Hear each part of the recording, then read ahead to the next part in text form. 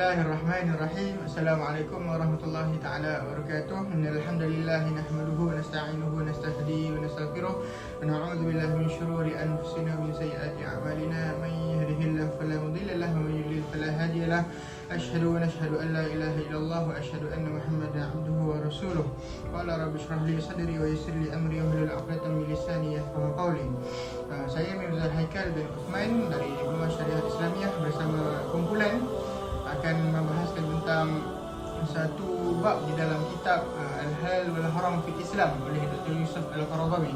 Dan kami ingin membahaskan satu bab yang ditulis dalam buku itu, iaitu masalah insting.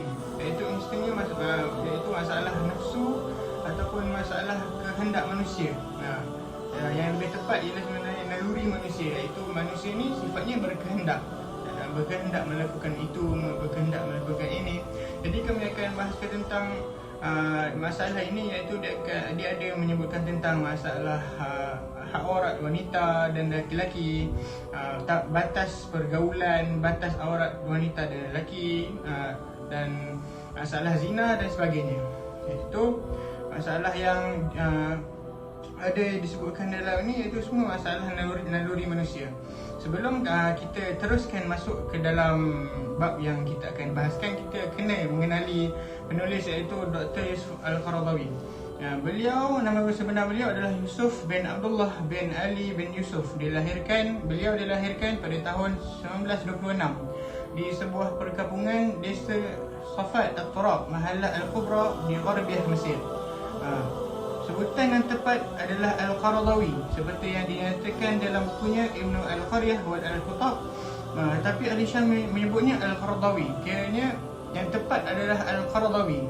Orang sebut Al-Qaradawi, ianya disebahkan kepada perkampungan di Qaradah. Bapanya meninggal dunia ketika beliau masih lagi kanak-kanak, sekitar 2 tahun begitu, dan beliau dijaga oleh mak dan bapa saudaranya serta atuknya. Dan kemudian ibunya meninggal ketika beliau berusia masih lagi dalam sekolah menengah begitu. Seterusnya beliau melanjutkan pelajaran ke Universiti Al-Azhar dalam kuliah Usuluddin. Beliau memilih Universiti Al-Azhar untuk menyambung pengajiannya, walaupun beliau juga mendapat tawaran ke Dar Al-Ulum di Kahirah. Beliau menyelesaikan pengajiannya sampai ke peringkat Doktor Falsafah, iaitu PhD, pada tahun 1973 untuk meraih gelaran doktor, iaitu Doktor Falsafah PhD di Universiti Al-Azhar. Antara guru-guru beliau adalah Syekh Hamid Abu Al-Zuwaili, Syekh Ali Khalil, Syekh Hasan Al-Banna, Muhammad Al-Mutawalli Al-Sya'rawi dan ramai lagi. Beliau juga menyandang jawatan sebagai penyeliah ihwal di Kementerian Wakaf dan Jabatan Kebudayaan Islam Al-Azhar, pengarah Kolej Agama Qatar sebagai doa sejak tahun 1961, selama 12 tahun.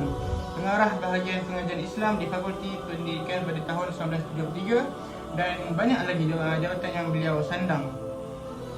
Anugerah beliau juga banyak. Ada 4 ke 5 di sini, saya akan sebutkan 1 atau 2. Iaitu anugerah ekonomi Islam daripada Islamic Development Bank pada tahun 1411. Anugerah antarabangsa Haji Faisal dalam bidang pengkajian Islam pada tahun 1413 bersama dengan Syed Sabiq. Beliau juga banyak karya penulisan, antaranya yang membahaskan tentang fiqh dan usul fiqh, ekonomi Islam, pemahaman Al-Quran dan Al-Hadis, dan Tauhid. Beliau juga dinobatkan sebagai tokoh Islam yang juga mempunyai kebolehan untuk memberi pendapat di kalangan ulama-ulama di dunia, dan beliau juga diiktiraf sebagai tokoh ulama yang terbaik di dunia pada masa kini.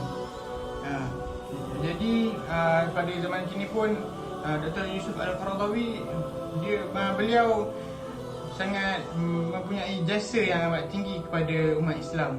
Jadi kita sebagai umat Islam perlulah menghargai tokoh-tokoh Islam seperti beliau. Jadi untuk sambungannya dan perbahasan, saya akan memberikan kepada sahabat-sahabat saya, pada slot selepas ini. Okay, sekian. Assalamualaikum warahmatullahi wabarakatuh. Assalamualaikum warahmatullahi wabarakatuh. Nama saya Muhammad Adli Hakim bin Muhammad Syukri dari Diploma Syariah Islamiyah kelas DSI 4A. Saya pasti anda semua telah menonton kawan saya tadi sebentar tadi yang menerangkan tentang biodata dan latar belakang pengarang buku Asas Halal Haram dalam Islam, iaitu Dr. Yusuf Al-Qaradawi.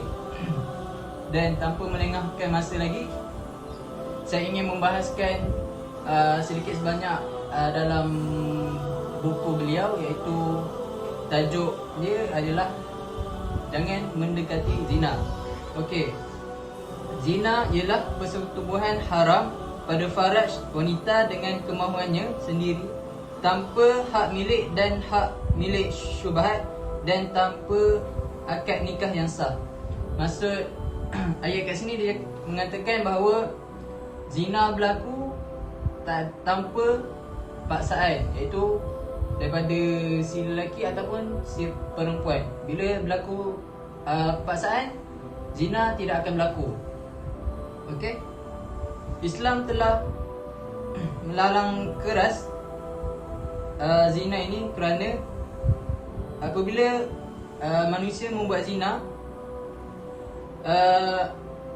perbuatan ini akan mencampur adukkan nasab, merosakkan keturunan, menghancurkan rumah tangga, mencerai-beraikan hubungan dan menyebarkan penyakit AIDS dan HIV. So, bila Islam dah melarang sesuatu benda itu, maknanya sesuatu perkara itu adalah memberi impak yang sangat besar kepada pelaku dia. Okey? Allah Ta'ala telah berfirman dalam surah Al-Isra ayat 32, A'udzu billahi minasyaitonir rajim, wala taqrabuz zina innahu kana fahishatan wa sa'a sabila. Sadaqallahul azim. Dan maksud dia, janganlah kamu mendekati zina, sesungguhnya zina itu adalah perbuatan yang keji dan suatu jalan yang buruk. Jadi Allah Ta'ala sendiri yang melarang dalam Al-Quran, yang menyatakan jangan mendekati zina. Maksudnya kat sini bukannya jangan kamu membuat zina, jangan mendekati zina. Okey, saya nak mengatakan bahawa zina ini bukanlah perbuatan yang baik lah. Maknanya sebelum start zina ni ada asbab-asbab yang boleh mendatangkan zina. Maknanya zina mata, zina mulut dan zina telinga. So, bila kita tak jaga 3 panca indera ini dengan sempurna, maka dia akan boleh mendatangkan nafsu ataupun syahwat seseorang itu dan membuat zina. Dan kita boleh lihat dekat negara kita sendiri, di Malaysia ini, bahawa perbuatan zina ni terlalu berleluasa. Kita boleh lihat terlalu banyak pembuangan bayi yang berlaku di Malaysia, dan terlalu ramai pesakit-pesakit HIV dan AIDS. Dan saya ingin memberitahu, dan saya pasti anda semua tahu yang bahawa penyakit ini pakar-pakar perubatan pun tidak menjumpai ubat tersebut untuk menghilangkan AIDS ni. Jadi bila Islam tu melarang, kita jangan buat. Okey? Dan saya harap apa yang saya bahaskan sedikit sebanyak tentang tajuk zina ini dapat memberi ilmu kepada anda semua yang sedang menonton ini. Dan saya tidak ingin membahas terlalu banyak kerana saya tidak ingin membahas tentang aurat, sebab selepas ini akan ada kawan saya yang akan menerangkan. Jadi saya akan memberikan kepada dia untuk menerangkan tentang aurat, tabaruj dan sebagainya lah. Okey, itu saja daripada saya. Saya Muhammad Adli Hakim bin Muhammad Syukri. Assalamualaikum. Assalamualaikum warahmatullahi wabarakatuh. Nama saya Muhammad Zamuddin Muhammad Johan dan saya daripada kelas DSI 4A. Okey, tajuk seterusnya adalah yang saya akan syarah ialah larangan melihat aurat. Okey.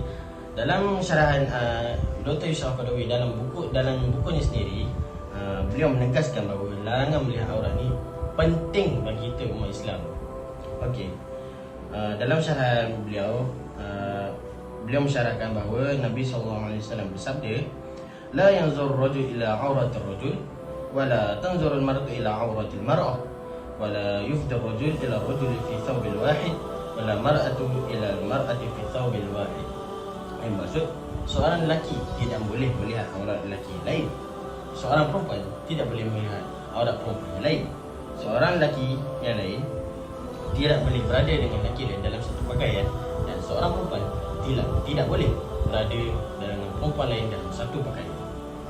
Aurat lelaki tidak boleh dilihat oleh orang lelaki yang lain, dan orang perempuan tidak boleh melihat aurat perempuan yang lain, dengan syarat pembatasan mengikut hadis dan sabda Rasulullah sendiri. Kenyataan ini bahawa aurat lelaki dan perempuan, kita sendiri dapat tahu bahawa ulama bersepakat bila lelaki dan perempuan, lelaki auratnya pusat hingga lutut, perempuan auratnya adalah keseluruh anggota badannya kecuali muka dan telapak tangan. Tapi bagaimana pula dengan aurat lelaki dengan lelaki, perempuan dengan perempuan? Dari sini kita dapat lihat bahawa hadis sendiri bagi tahu kita bahawa aurat lelaki sama lelaki dan aurat perempuan sama perempuan adalah pusat hingga lutut.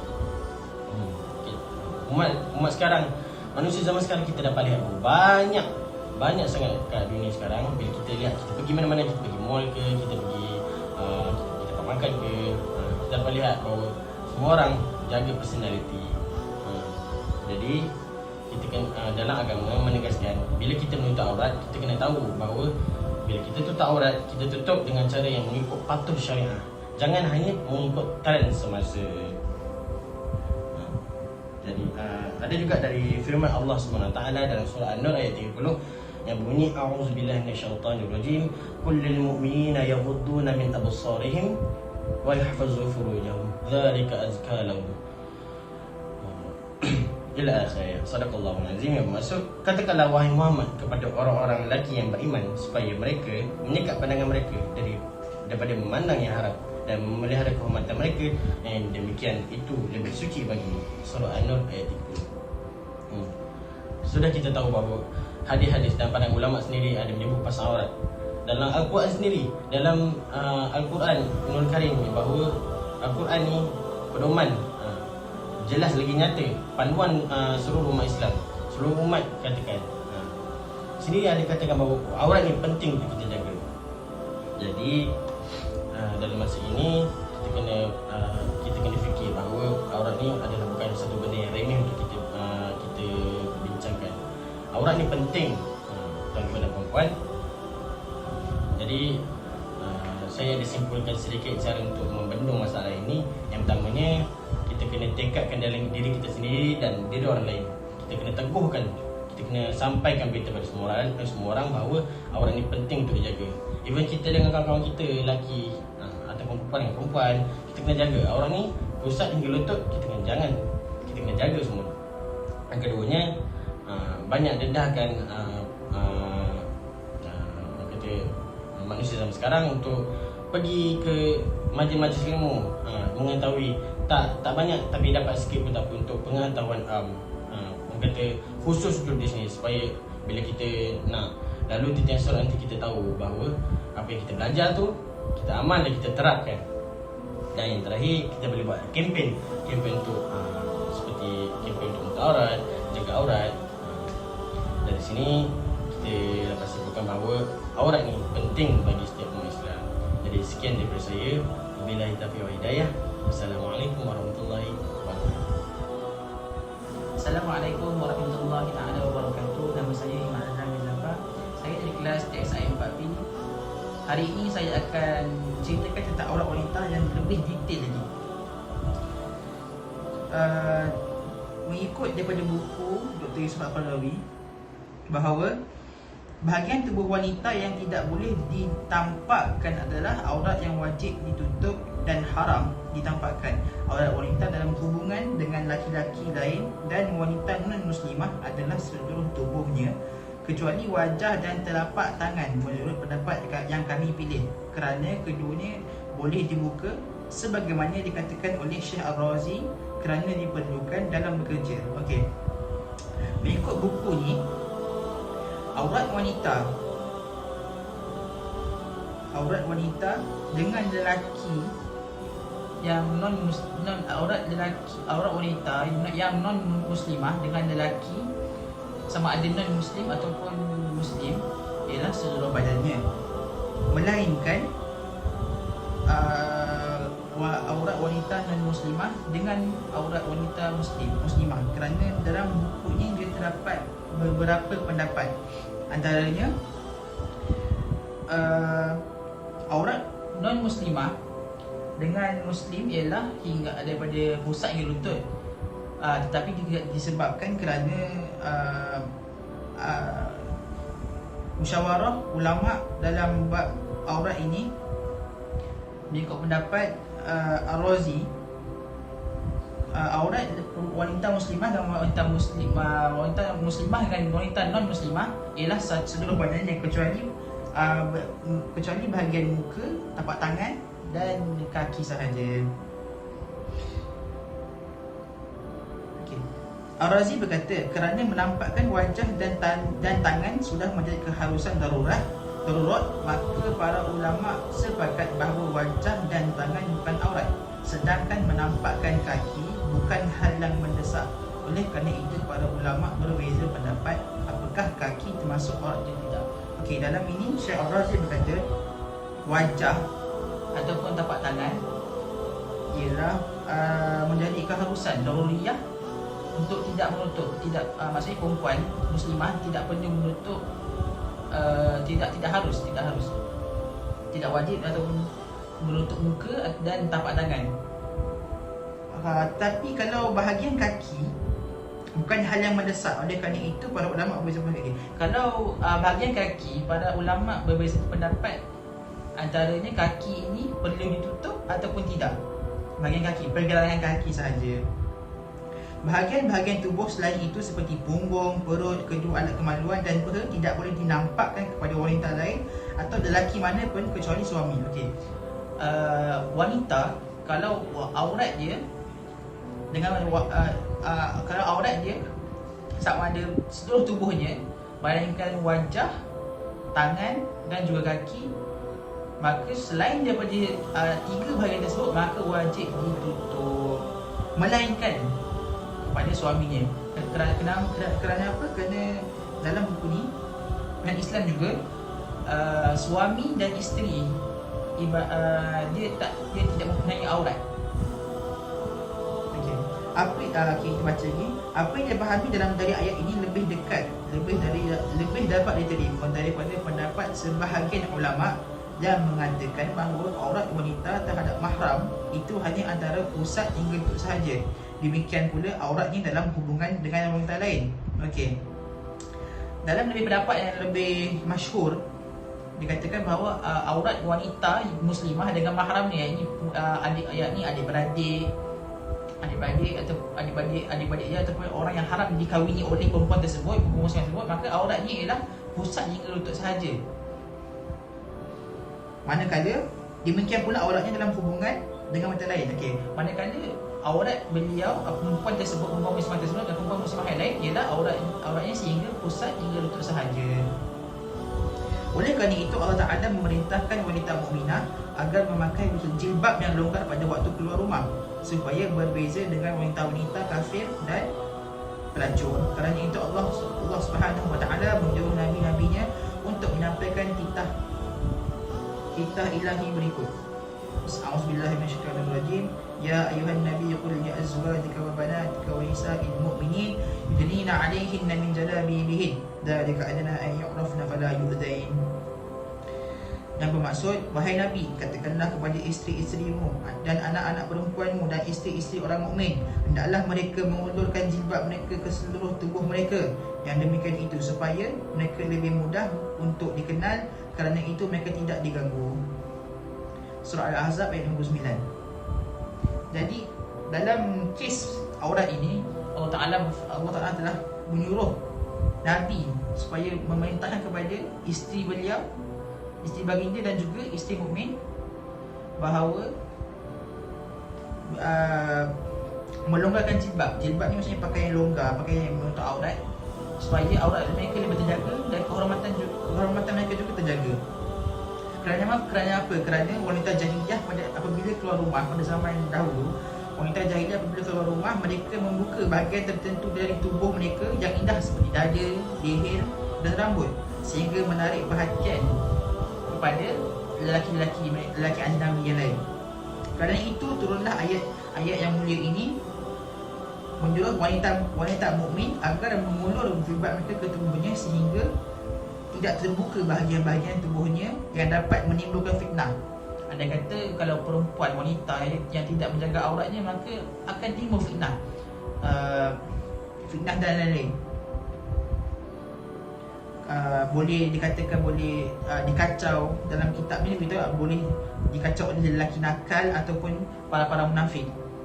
Jadi alasan yang dikemukakan ayat di atas jelas bahawa diperintahkannya hal ini kerana kekhawatiran akan adanya gangguan terhadap wanita oleh orang-orang nakal dan gila, bukan takut kerana wanita itu sendiri atau tidak percaya kepada mereka, sebagaimana anggapan sebahagian orang kerana wanita yang suka menampakkan perhiasannya atau berjalan dengan lagak dan gaya atau berkata manis itu selalu menimbulkan gairah lelaki dan memicu minat rendah orang-orang lain. Hal ini selaras dengan firman Allah Ta'ala, fala takhda'na bil qawli fayatma'al ladzi fi qalbihi marad. Maka janganlah kamu terlalu lunak dalam berbicara sehingga berkeinginanlah orang yang ada penyakit dalam hati dia. Jadi isu menutup aurat di Islam amat ketat dalam hal ini. Jadi sekian daripada saya tentang berkisahnya hal tentang aurat ini. Wabillahi taufiq wal hidayah. Wassalamualaikum warahmatullahi taala wabarakatuh. Assalamualaikum warahmatullahi wabarakatuh. Saya Irfan Irsyad bin Muhammad Isa daripada kelas DSI 4A. Pada kali ini saya akan membahaskan buku iaitu tajuk Halal dan Haram yang dikarang oleh Dr. Yusuf Al-Qaradawi. Di dalam buku ini ada menceritakan tentang tajuk tabarruj adalah haram. Jadi saya akan mengupaskan dan membahaskan tentang tajuk ini. Wanita muslimah mempunyai akhlak yang membezakan dengan wanita kafir atau wanita jahiliyah. Akhlak wanita muslimah adalah memelihara diri, sopan, menjaga kehormatan dan pemalu. Sedangkan wanita jahiliyah dan wanita kafir pula suka melakukan tabarruj, iaitu suka menunjukkan perhiasan dan menggoda hati lelaki. Makna tabarruj ini ialah membuka dan menampakkan sesuatu untuk dipandang mata. Dalam variasi kata ini terdapat perkataan buruj musayyadah, iaitu benteng yang kukuh, dan burujus sama, iaitu bintang-bintang di langit. Hal itu kerana ketinggiannya dan kenampakan oleh orang-orang yang memandang.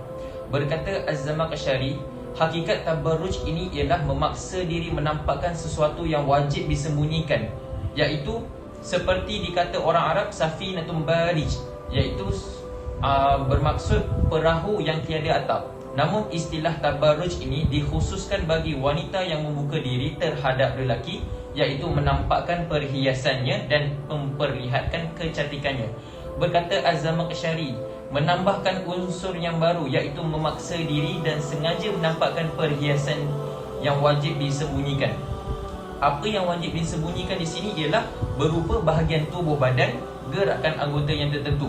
Boleh jadi juga cara berbicara dan cara berjalan, atau perhiasan dan pakaian yang dikenakan oleh wanita dan lain-lain. Tabarruj memiliki bentuk dan wujud penampilan yang sudah dikenali orang pada zaman dahulu dan zaman sekarang. Para ahli tafsir menyebutkan sebahagian ini kerana mereka menafsirkan firman Allah Ta'ala kepada isteri-isteri Nabi yang berbunyi, وقرن في بيوتكن ولا تبرجن تبرج الجاهلية الأولى. Sadaqallahul azim. Yang bermaksud, hendaklah kamu tetap di rumahmu dan janganlah kamu bertabarruj, iaitu berhias seperti tabarrujnya orang-orang jahiliyah yang terdahulu. Di dalam menafsirkan ayat ini, iaitu wanita yang keluar dengan berjalan di antara lelaki dan kaum yang lain. Berkata Abu Qatadah pula, yakni wanita yang berjalan dengan cara yang dibuat-buat dan sengaja mempamerkan diri. Demikian bentuk dan model tabarruj wanita jahiliyah tempoh dahulu yang bercampur bebas antara lelaki dan perempuan, berjalan di antara lelaki dan perempuan yang mengenakan tudung, iaitu bentuk tudung yang tidak dipatuhi oleh syariat, iaitu menutup pada tetapi masih menampakkan bahagian-bahagian aurat yang tidak sepatutnya ditonton oleh lelaki. Seterusnya saya akan masuk dalam bab beberapa hal yang dapat mengeluarkan wanita daripada batas tabarruj. Hal ini dapat menghindarkan seorang wanita muslimah bebas atau terjaga daripada tabarruj ini. Sebagai adat dalam Islam, hendaklah dia dapat melaksanakan seperti adab-adab berikut. Yang pertama, menundukkan pandangan, kerana perhiasan wanita yang paling berharga ialah sifat malu. Sedangkan petanda malu yang paling menonjolkan bagi wanita itu iaitu menundukkan pandangan.